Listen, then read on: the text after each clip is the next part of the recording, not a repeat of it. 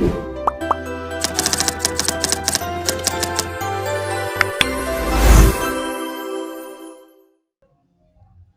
semua, nama saya Najma Barokah dari kelas 12 Citra Pata. Di sini saya akan menjelaskan tentang salah satu wali songo yaitu Sunan Gunung Jati.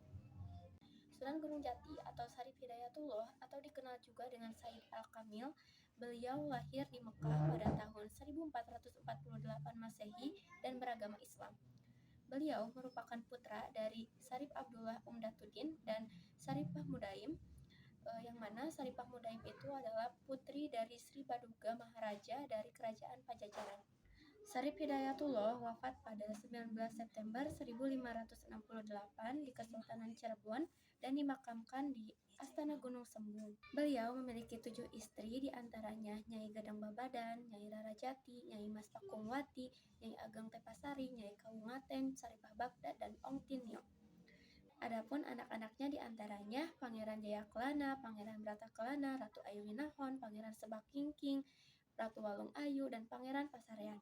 Beliau dinobatkan menjadi Tumenggung Cirebon kedua pada tahun 1479 dengan gelar Maulana Jati. Beliau juga menikahi seorang saripah bernama Nyai Ageng Tepasari yang merupakan putri dari Ki Gede Tepasan atau Arya Jaka Semprung yang merupakan keturunan Brawijaya V yang menurunkan Sultan-Sultan Cirebon. Dari pernikahan tersebut, maka Said Al-Kamil mendapat sebutan Syarif Hidayatullah. Nama Syarif Hidayatullah kemudian diabadikan menjadi nama Universitas Islam Negeri Syarif Hidayatullah Jakarta di daerah Tangerang Selatan, Banten.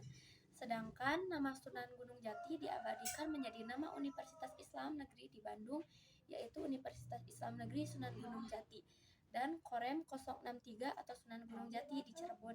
Strategi dakwah yang dijalankan Sunan Gunung Jati adalah memperkuat kedudukan politis sekaligus memperluas hubungan dengan tokoh-tokoh berpengaruh di Cirebon, Banten, dan Demak melalui pernikahan. Selain itu, Sunan Gunung Jati dikenal memiliki kekuatan untuk menghimpun orang-orang yang dikenal sebagai tokoh mempunyai kesaktian dan kedikdayaan. Kisah dakwah Islam yang dilakukan Sunan Gunung Jati selain ditandai kisah pernikahan, pencarian ilmu, dan perang-perangan, juga ditandai dengan penggalang kekuatan para tokoh yang dikenal memiliki kesaktian dan kekuatan politik serta kekuatan bersenjata.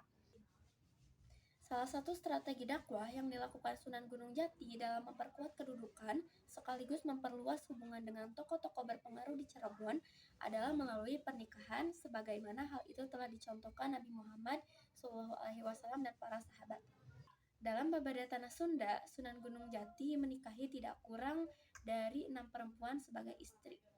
Sunan Gunung Jati menikah pertama kali dengan Nyai Babadan, putri Ki Gedeng Babadan yang membuat pengaruhnya meluas dari Gunung Sembung hingga wilayah Babadan. Namun, sebelum dikaruniai anak, Nyai Babadan dikisahkan meninggal dunia. Tak hanya itu, Sunan Gunung Jati dikisahkan menikahi pula seorang perempuan Cina bernama Ong Tin, yang menurut legenda adalah putri kaisar Cina dari dinasti Ming bernama Hongji. Karena putri kaisar, maka Ong Tin digelari Nyi Mas Rara Sumanding atau putri petis karena dia suka petis. Hasil pernikahan dengan putri Ong Tin, Sunan Gunung Jati dikaruniai putra tetapi meninggal sewaktu bayi. Tak lama setelah kematian bayinya, putri Ong Tin meninggal dunia. Kisah dakwah Islam yang dilakukan Sunan Gunung Jati selain ditandai kisah pernikahan, pencarian ilmu, dan perang-perangan, juga ditandai dengan penggalangan kekuatan dari para tokoh yang dikenal memiliki kesaktian dan kekuatan politik serta kekuatan bersenjata.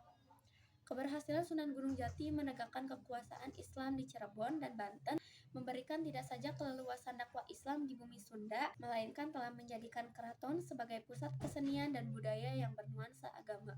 Hal itu menjadikan gerakan dakwah Islam dengan cepat meluas hingga ke seluruh pelosok wilayah Pasundan. Demikianlah, melalui Keraton Cirebon dan Banten, berbagai gerakan dakwah melalui pengembangan seni dan budaya secara persuasif dan sistematis, di mana unsur-unsur Hindu dan Buddhisme lama tidak dihilangkan, melainkan dipadukan dengan harmonis dengan ajaran Islam, yang menjadikan Islam dianut oleh hampir seluruh penduduk bumi Pasundan. Nah, gimana? Udah pada kenal kan dengan sosok Sunan Gunung Jati? Mungkin sekian video penjelasan dari saya. Mohon maaf atas segala kekurangan. Wassalamualaikum warahmatullahi wabarakatuh.